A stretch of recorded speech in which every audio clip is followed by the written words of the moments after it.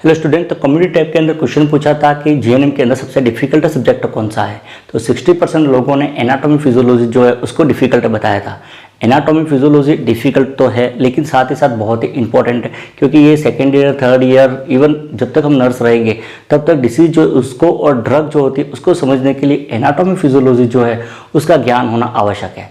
Anatomy physiology हमें difficult इसलिए लगती है क्योंकि हम उसको जो पढ़ने का तरीका जो होता है हमारा वही गलत होता है। हम क्या करते हैं, एनाटॉमी फिजियोलॉजी को हम पढ़ते हैं, मतलब डायग्राम जो है उसको बार बार प्रैक्टिस करके रट डालेंगे, उसके बाद जो लिखा हुआ उसको हम पढ़ने की कोशिश करते हैं। क्योंकि एनाटॉमी फिजियोलॉजी जो है उसको हमें कैसे पढ़ना है, मेनली डायग्राम जो है उसको बनाते हुए उसको समझना है। क्योंकि बहुत बार क्या होता है कि चीज़ें हमें याद नहीं रहती है, उसका कारण क्या होता है कि हम एसोसिएट जो है वो नहीं कर पाते उसके कारण।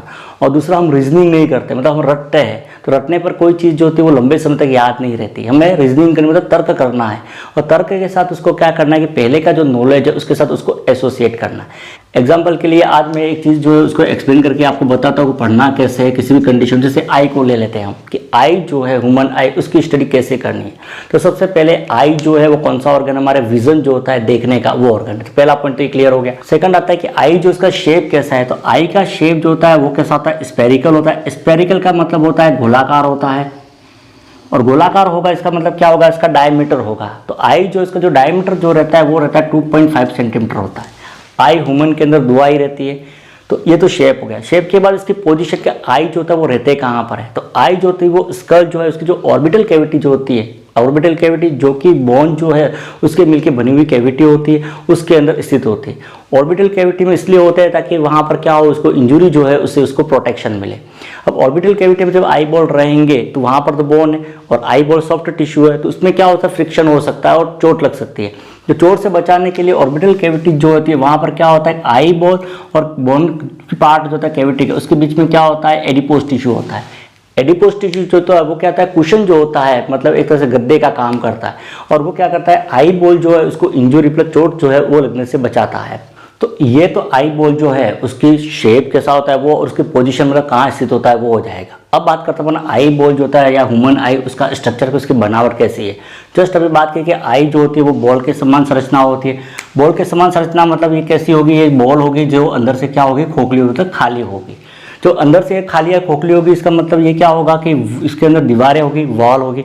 और आई बॉल जो है उसकी जो वॉल जो होती है वो 3 तरह के टिश्यू लेयर जो उसकी बनी होती है।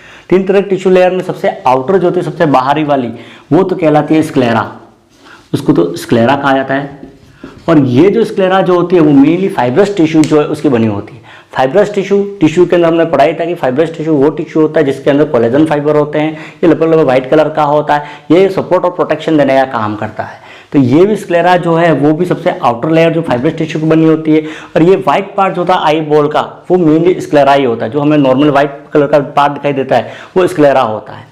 ये स्क्लेरा जो होती है वो क्या करती है कि आई बॉल जो उसका 5/6 पार्ट जो है उसको तो कवर करती है, लेकिन आगे से 1/5 पार्ट जो होता है उसको कवर नहीं करती। आई बॉल का आगे से 1/5 पार्ट जो होता है वो फिर क्या होता है, कॉन्वेक्स होता है, आगे की तरफ उभरा हुआ रहता है। और ये कैसा होता है, ट्रांसपेरेंट होता है, मतलब पारदर्शी होता है, उसको कॉर्निया कहा जाता है। ये जो कॉर्निया होता है वो मेनली ट्रांसपेरेंट टिश्यू जो है उसका बना होता है, जिसके बाहर की तरफ जो लेयर होती है वो एपिथेलियल टिश्यू जो है उसकी बनी होती है।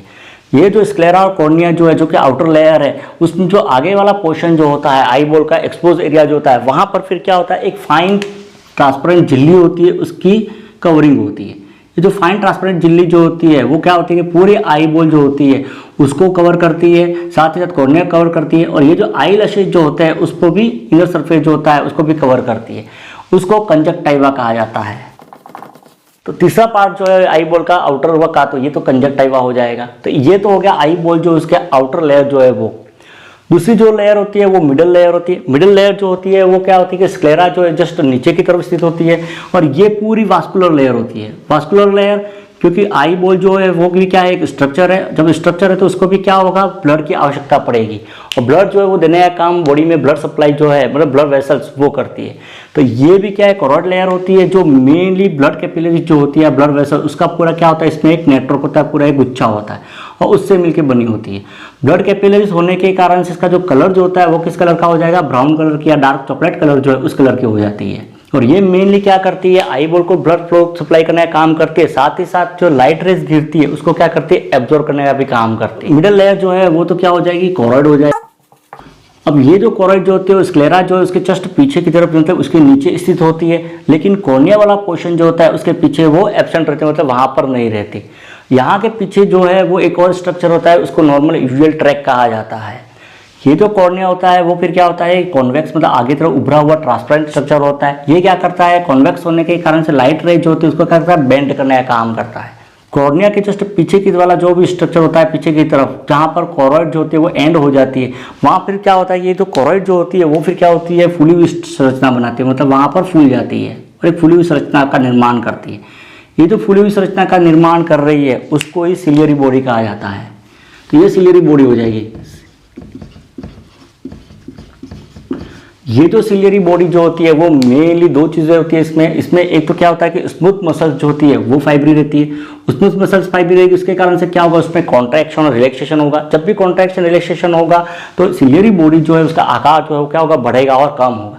साथ ही साथ इसके अंदर क्या होता है कि सेक्रेटरी एपिथेलियल होता है, मतलब इस विशेष प्रकार की एपिथेलियल सेल होती है जो क्या करती है, सिक्रेशन का काम करती है। और ये जिस चीज़ को सिक्रेट करती है वो एक प्रकार का फ्लूइड होता है और उस फ्लूइड को एक्वास ह्यूमर कहा जाता है। ये तो सिलियरी बॉडी जो है वो हो जाएंगे। अब सिलियरी बॉडी जो होती है उसके जस्ट आगे की तरफ, कॉर्निया के जस्ट पीछे क्या होता है कि जो सिलियरी बॉडी जो होती है आगे की तरफ क्या होती है, एक्सटेंडेड होती है, मतलब आगे की तरफ प्रोसेस निकले हुए रहते हैं। ये साइड में से इस तरह दिखाई देता है, लेकिन वास्तव में ये पूरी तरह से इस तरह से बाहर की तरफ निकली हुई रहती है। और बाहर की तरफ निकल के फिर क्या करती है, जैसे कैमरा का शटर जो होता है उस तरह की संरचना बना देती है। ये जो बाहर की तरफ निकला हुआ प्रोसेस जो रहता है सिलियरी बॉडी का, उसको आइरिस कहा जाता है, उसको आइरिस कहते हैं।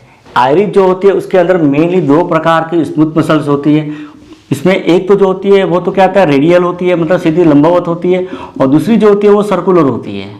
और लंबा और सर्कुलर होकर फिर क्या करती है, उसमें कॉन्ट्रैक्शन रिलैक्सेशन होता है, और कॉन्ट्रैक्शन रिलैक्सेशन के कारण से आइरिस जो उसके बीच में जो छेद होता है उस छेद को प्यूपिल कहा जाता है। इसका आकार क्या होता है, बढ़ता है और कम होता रहता है। और आकार को बढ़ाकर और कम करके ये क्या करती है कि लाइट जो होती है उसको क्या करती है, आई बॉल के अंदर जाने को कंट्रोल करती है, मतलब कितनी लाइट अंदर जानी कितनी नहीं जानी।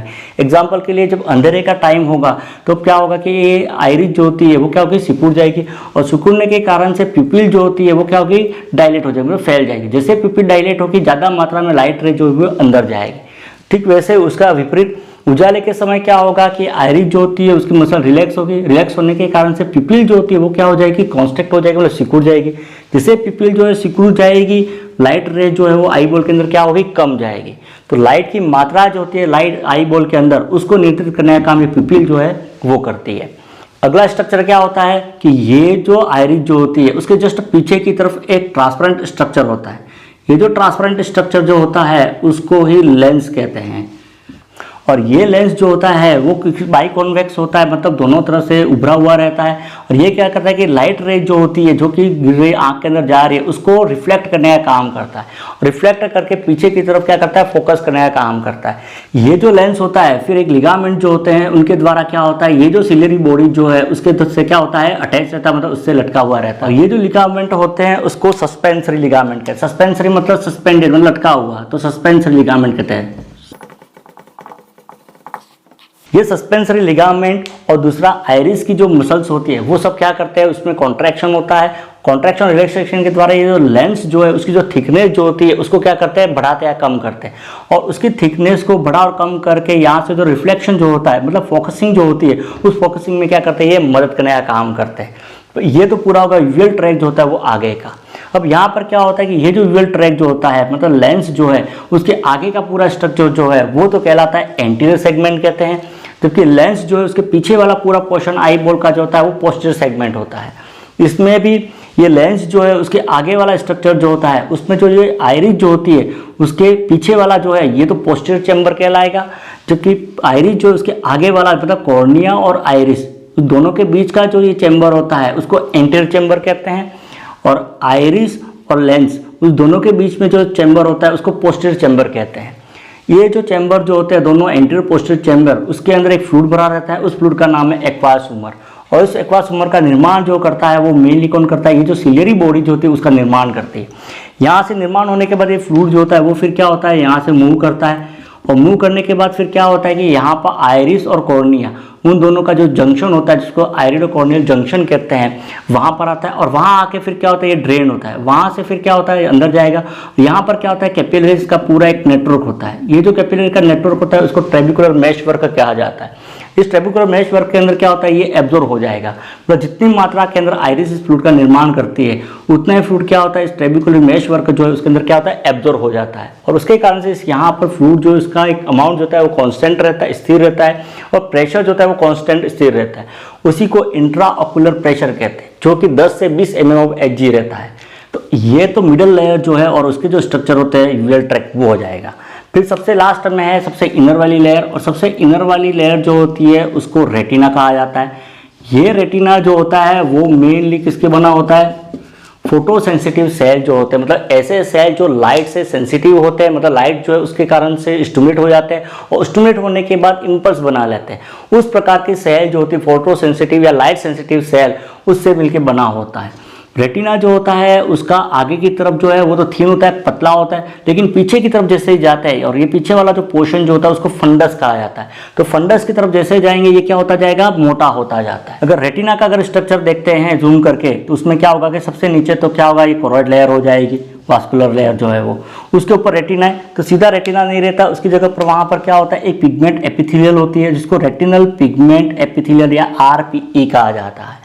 ये रेटिनल पिगमेंट एपिथेलियल जो होती है वो मेनली क्या करती है कि लाइट जो भी गिरती है इसके ऊपर उसको रिफ्लेक्ट करती है, साथ ही साथ उसको थोड़ा बहुत क्या करती है, एब्जॉर्ब करती है। पिगमेंट मतलब इसके अंदर क्या होगी, पिगमेंट रहते हैं। उसके बाद रेटिना जो उसके अंदर क्या होता है कि दो तरह की सेल होती है। एक जो सेल जो होती है वो तो कौन सी होती है, रॉड शेप की होती है, रॉड मतलब छड़ के आकार की है, और दूसरी जो सेल होती है वो कोन के आकार की होती है। तो रॉड एंड कोन दो टाइप की सेल हो जाएगी। रॉड सेल जो होती है, रॉड सेल, उनकी संख्या लगभग 125 मिलियन के आसपास होती है, और ये ब्लैक एंड व्हाइट विजन जो होता है उसके लिए रिस्पॉन्सिबल होते हैं। रॉड सेल जो होते हैं उसके अंदर एक विशेष प्रकार का पिगमेंट होता है जिसको रोडोप्सिन कहा जाता है। ये रोडोप्सिन पिगमेंट जब लाइट की गिरती है तो ये क्या होता है, डिग्रेड होता है, मतलब उसके अंदर केमिकल चेंजेस होते हैं, और उन्हीं केमिकल चेंजेस के कारण से ये क्या करता है, फिर उसको इम्पल्स के अंदर बदल देता है। ठीक वैसा ही कौन जो है वो सेल होती है। ये कौन सेल जो होती है वो कौन आकार जो है उसके मतलब शंकु के आकार की होती है, और इनकी संख्या लगभग 75 मिलियन के आसपास होती है। और कौन सेल जो होती है वो कलर विजन जो होता है, मतलब हमें जो रंग दिखाई देते हैं वो मेनली इस कौन सेल जो उसके कारण से दिखाई देते हैं। कौन सेल जो है उसके अंदर जो पिगमेंट होता है वो आइडोप्सिन करके एक पिगमेंट होता है, और उसके कारण से हमें कलर विजन जो है वो दिखाई देता है। दोनों पिगमेंट सेम वही लाइट सेंसिटिव होते हैं, लाइट गिरने के कारण से स्टिमुलेट होंगे और ये क्या करेंगे, इम्पल्स जो है उसके अंदर बदल देते हैं। फिर ये जो सेल जो होती है उन सबके क्या होता है कि एक्सोन जो होते हैं, मतलब पीछे वाला फाइबर जो होती है नर्व फाइबरी, वो क्या होती है वापस ऊपर की तरफ जाती है, और जाने के बाद क्या होती है फाइबरी जो होती है आपस में फिर क्या होती है, मिल जाती है। और ये सभी नर्व फाइबरी जो है वो मिल के फिर क्या होता है कि आई बॉल जो है उसका एक एरिया जो है वहाँ से क्या होती है, बाहर निकलती है, एग्जिट होती है, और बाहर से निकल के एग्जिट होती है वो फिर क्या बनाती है, ऑप्टिक नर्व बनाती है। ये जहाँ से बाहर निकलती है उस एरिया में क्या होता है कि बिल्कुल किसी प्रकार का कोई भी कॉन या रॉड सेल नहीं होते, मतलब कॉन और रॉड सेल जो होते हैं वो एब्सेंट रहते हैं, और कॉन और रॉड सेल एब्सेंट रहने के कारण से यहाँ पर किसी प्रकार का कोई विजन जो है वो नहीं होता। विजन नहीं होता उसके कारण से इसको ब्लाइंड स्पॉट कहा जाता है। ब्लाइंड स्पॉट, ब्लाइंड मतलब अंधा, ठीक है, बट यहाँ पर किसी प्रकार का कोई विजन जो है वो नहीं होता है। ठीक जस्ट उसके ऊपर यदि देखते हैं, जस्ट 3 mm ऊपर की तरफ देखते हैं तो यहाँ से लेंस जो इसके जस्ट पीछे की तरफ आई बॉल का जो फंडस होता है उसके जस्ट सेंटर के अंदर क्या होता है कि हल्का सा येलो कलर का डिप्रेशन होता है।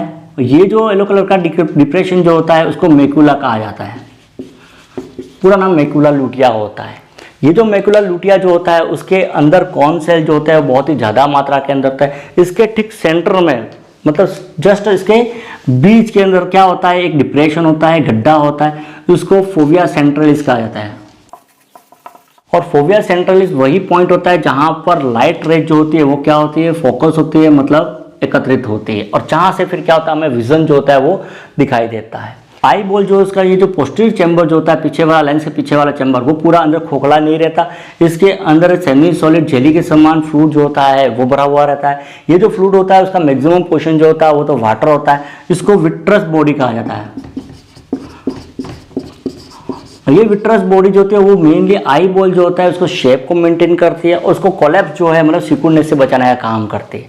इसी विट्रस बॉडी के बीच में कभी कभी आपने आई बॉल के स्ट्रक्चर के अंदर देखा होगा कि यहाँ पर क्या होती है कि एक इस तरह से ऐसे ट्यूब होती है, इस तरह की, और इस ट्यूब के कारण से हमें क्या लगता है कि ये आई बॉल जो है दो पोर्शन के अंदर डिवाइड हो गया, क्योंकि बहुत सारे स्टूडेंट ऐसा कहते हैं।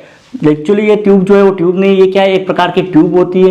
ये ट्यूब जो होती है वो सेंटर से फिर लेंस जो उससे कनेक्ट होती है। इस ट्यूब जो है उसको हाइलोइड कैनाल कहा जाता है।